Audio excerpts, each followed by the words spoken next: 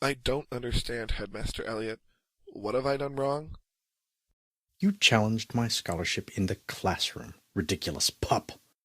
I explained clearly the criteria that make a work of literature great.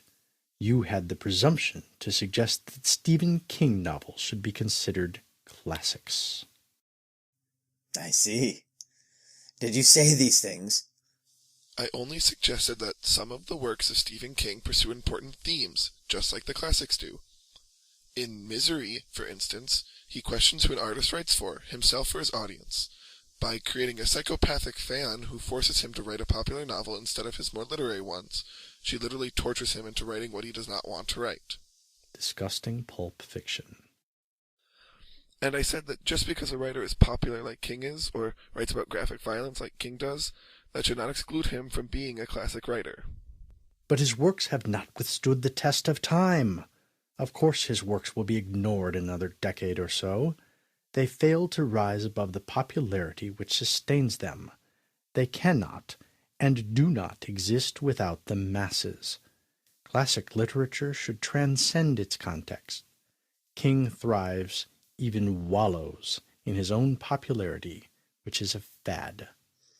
Interesting. Professor Arnold's historicist theory is clear here. Since King is popular, living, and writes for the masses, it is unlikely, according to historicism, that he should be considered a classic work. Headmaster, you agree with him? I agree that Stephen King is not a writer of literature, but he is a popular writer of horror for the masses. I agree that his work is not artistic. But Professor Eliot. However, while I agree that his novels are pulp, I do not agree with Professor Arnold's reasons for condemning him. Now see here, this is not the place for an argument between theories. Oh, Professor Arnold, I do not mean disrespect. You and I agree on a great deal, but historicism had its day, and it has its flaws. As a modernist, I subscribe to a much more academically rigorous criteria for choosing literature. Are you saying that my academic credentials are not equal to your own? In a word, yes. Forgive me, Professor, but this young man, insolent as he may be, has really only challenged some obvious holes in historicist theory.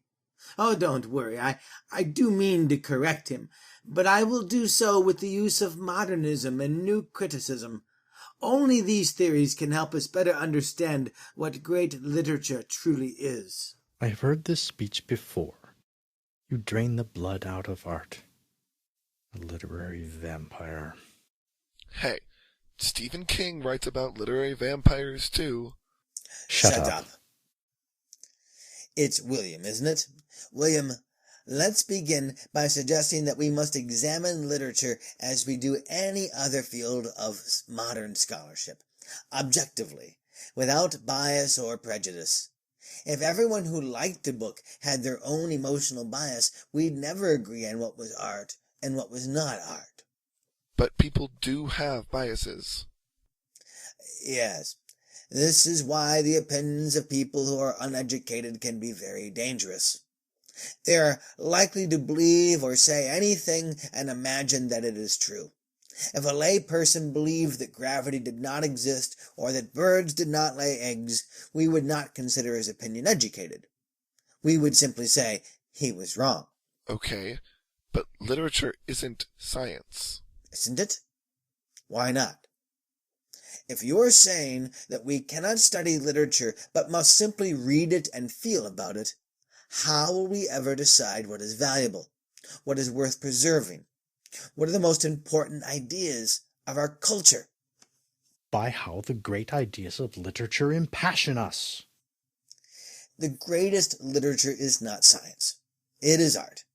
But it is art which we can examine without bias and measure for its effectiveness, just like we do with any experiment in science or with any recipe in a kitchen. Literature is simply more complex than cooking or chemistry, so we often believe that it is impossible to measure.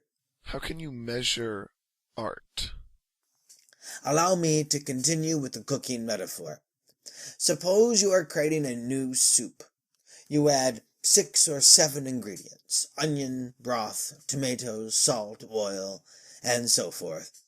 What happens to the taste when you add paprika? The entire taste of the soup changes, is altered. The tomatoes are altered, and so are the onions. The combination taste of the tomatoes and onions is also altered, creating a new taste. Where are you going with this? Humor me. My point is that with each added ingredient, the taste of every other ingredient is altered, and so is the entire recipe. Is the addition of a tiny spice worthwhile or not? Like a great chef, a great writer understands the meaningful effect of every image, every word, every nuance in the artistic form. The entire recipe or poem is constructed with such skill that its meaning, its taste, is flawless, classic. But, Professor, some people have different tastes. No, this is true. Some people enjoy lobster thermidor. Others eat White Castle. I think there is a measurable difference between the two, don't you? Stephen King even admits this. He said that he was, quote, the literary equivalent of a Big Mac and fries. You make a good point, but are you saying that personal taste is irrelevant? Are you saying that a reader's feelings about a poem don't count? Now, I'd say that we must use reason to determine the qualitative difference in art. It's not that poems and other art do not create emotion. It's that emotion is created through the text itself. If we carefully analyze the effects of language, we can uncover the complexity and subtlety of emotions that are objectively within the poem. Professor Eliot dismisses history. He argues that there is no humanity in art. It is a dangerous idea. By depriving us of the past, we lose our sense of purpose, of what our civilization values. Absolutely not. What modernists create is a positive spirit of reason and logic, one that refuses to accept the past, tradition, or authority as a reason to call something art. We can determine ourselves objectively what art really is. Professor Arnold says that something is a classic because it has withstood the test of time. This traditional historicist understanding of art relies upon past generations to tell you what is classic. I argue that we can decide for ourselves. So I can reason that Stephen King is classic literature. You can try. You see, Professor Arnold claims that King fails to be art only because he isn't dead. Other writers spread worthwhile ideas because they already have. King will not, because he has not. On the other hand, I say that King fails to be art because his recipe for fiction inevitably fails to impress. Occasionally he provokes an interesting taste, but too often his work is flawed, wrongly flavored. You said earlier that artistic text creates emotion. Yes. So King's texts create fear, horror. They create anxiety and hope. The text makes readers uncomfortable. Oh, I have read him. Occasionally he finds powerful images. But here is a quotation from his book Rage. He looked at them, then looked up at me. His face was strange and grief-stunned. It made me uncomfortable. This is like eating a fine soup and discovering a great lump of salt at the bottom. With the worst clumsiness of an amateur, King creates emotions by simply hammering them onto the page, and even then, we don't know what he means exactly. But other parts of the book are really good. The point is that there is nothing objectively artistic about his writing. More, there is no complexity to the meaning. I don't mean to say that all art must be complex, but that the human experience is complex, and art reflects our experience and humanity. The greatest art is highly complex. It reveals just how difficult it is to articulate who we are, what we think.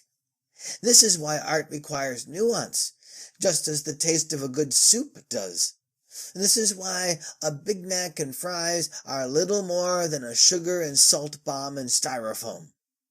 They are grotesque simplifications of what we are capable, and they often leave us with indigestion. On these points we are in agreement. And we agree on another idea as well. The outside world is often a chaotic mess. We find McDonald's on every corner and iPods playing the same nasty Beyonce beats for months on end. Politicians work to fool naive voters who would rather watch The Biggest Loser than read a real economics report. Today, Americans hold votes on whether or not they still want to pay for libraries and art museums. Understand this, then. Art, literature itself creates the highest form of human experience. It is perhaps the only thing which gives our civilization structure, helps us know our full potential. That is well said, Professor Eliot. I get it, but here's the difference, I think. Where you say that art creates meaning on its own and provides that meaning to the world, Professor Arnold's historicism says that the world, history, tells us what art is and what it is not. A gross simplification. But not entirely wrong, my friend. You find something artistic if history bestows meaning upon it. The modernist, on the other hand, finds meaning only within the text itself, and when it is written well, it works upon all of society. I've heard enough. Headmaster Eliot, what punishment has this upstart earned? I find his attitude of curiosity and reflection praiseworthy. Any good theory should be able to withstand some inquiry, don't you think? As for punishment, he has earned extra tutorial time. We will see to his formal education.